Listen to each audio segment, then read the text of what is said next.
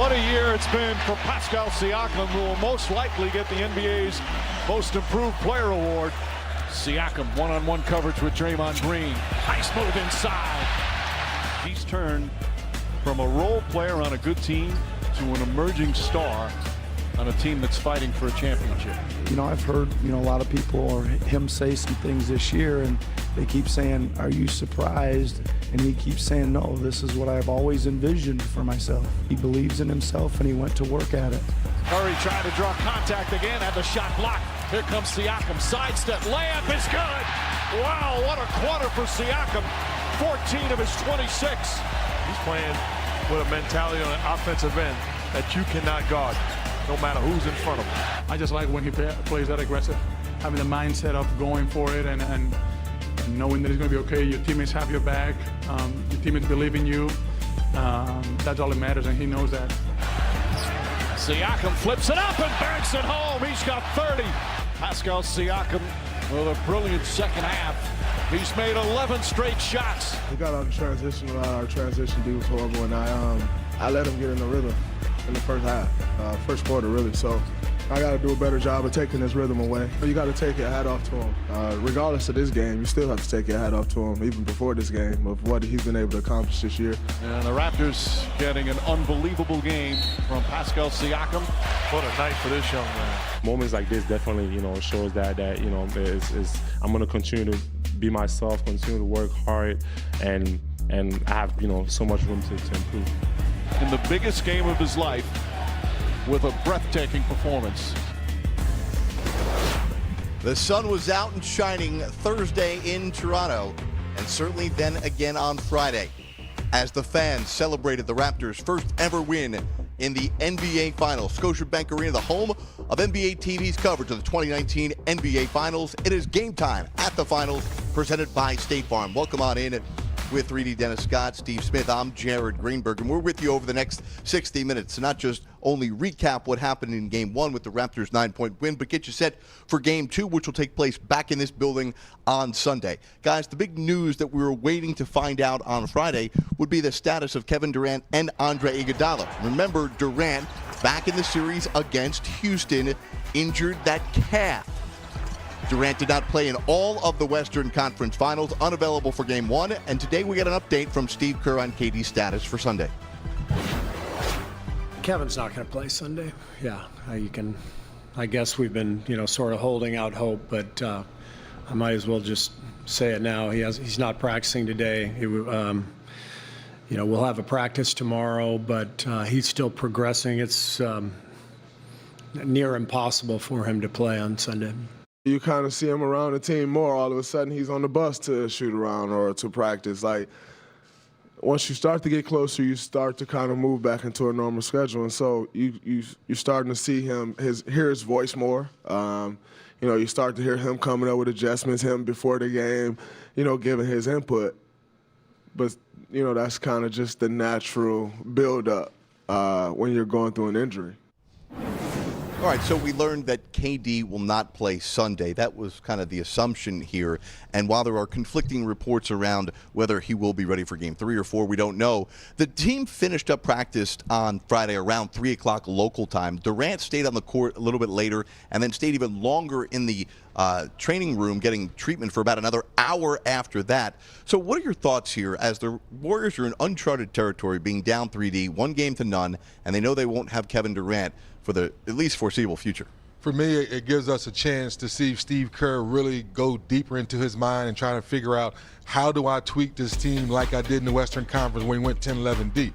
But now you're dealing with a different Raptors opponent who understands what you're going through, and they're taking full advantage of it, Smitty. So as much as we want, all of us as basketball minds want us Kevin Durant back on the floor, but let's face it, one-on-one with the assistant coach after practice, Smitty, lets you know he's nowhere near getting back on the court. Yeah, and 3D is totally right. I mean, with Kevin Durant, we understand the Warriors is a potent team, and the Toronto Raptors, like 3D said, is they just going to come out and play against whoever's out there. And the Golden State Warriors is pretty good without him, but you're missing arguably one of the top two guys in this NBA.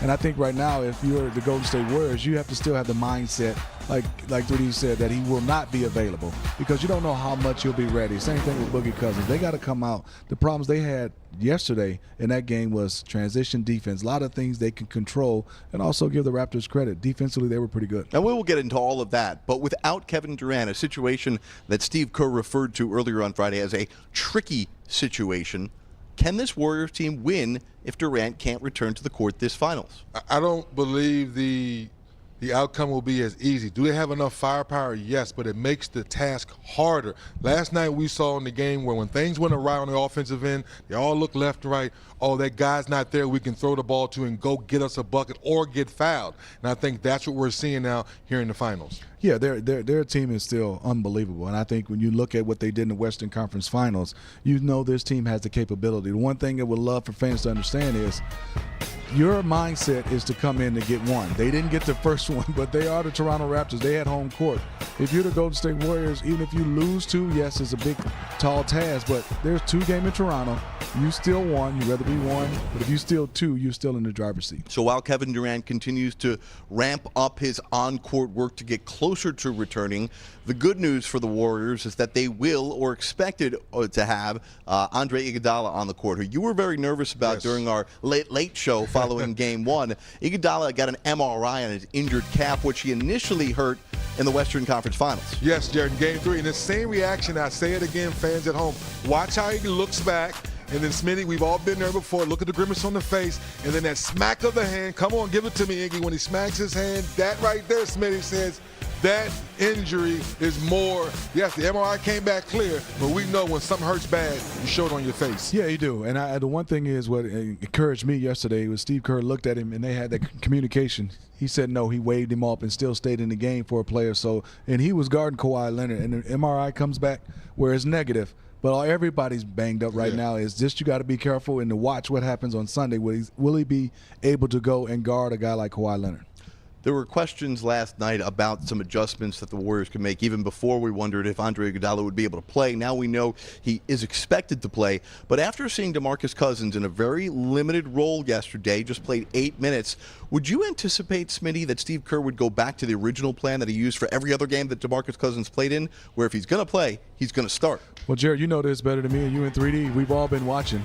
Steve Kerr started 1,000 different lineups. I'm not sure what he might do. Yeah, 11 of them so far. One thing is I would look at if Jordan Bell, I thought he put in Jordan Bell to see if they could just outrun the Raptors, and also Marc Gasol after 5. Kevon Looney, I think, is the ace in the hole for Steve Kerr. He's been so solid. He might just go to Kevon Looney or DeMarcus Cousins to start the game off. They need a better start for them, and I think that's what's going to be good for them to take away this crowd in Toronto. Should say 11 different players have started so far in the playoffs for the Warriors. Do you think we see Cousins back in there for Iguodala? Maybe Cousins or maybe Damon Jones, just like we saw in Game 4. Everyone was shocked when he went with Damon Jones. He only played 4 minutes in that game, but one lively body. You talked about another screen setter. There was no alley-oops in Game 1. That was one of the things Draymond Green's been able to do throughout the whole playoffs is break down that second line of defense and either get a backdoor layup or alley-oop. 0 in Game 1. Coming up, I'm going to explain why winning Game 1 doesn't necessarily mean in the 2019 playoffs why you're guaranteed to win the series. But if they continue to get played like they did last night from Pascal Siakam, Raptor fans should be real excited about this history-making season. Here comes Siakam, sidestep, layup is good. Had someone told you that in your very first NBA Finals game you'd put up 32 points, what would you have said to that person? Probably that it was crazy.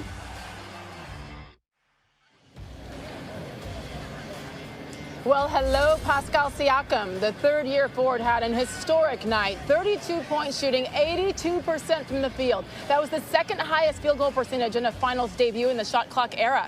Bested only by Adrian Dantley for the Pistons way back in 1988. Last night, Draymond Green said he needs to take Siakam out of the series. Siakam asked about that today by our Mark Schwartz. You are now a target as far as Draymond Green, former Defensive Player of the Year. I think for me, just going back, man, watching the film and looking at ways I can get better. Well, I've never seen anything like that before, right? I mean, that's a pretty big stage for a guy to put that kind of performance on. He's been given a God-given ability of having a big engine with lots of energy that enables him to play with a certain speed, athleticism, and it enables him to work very hard every single day.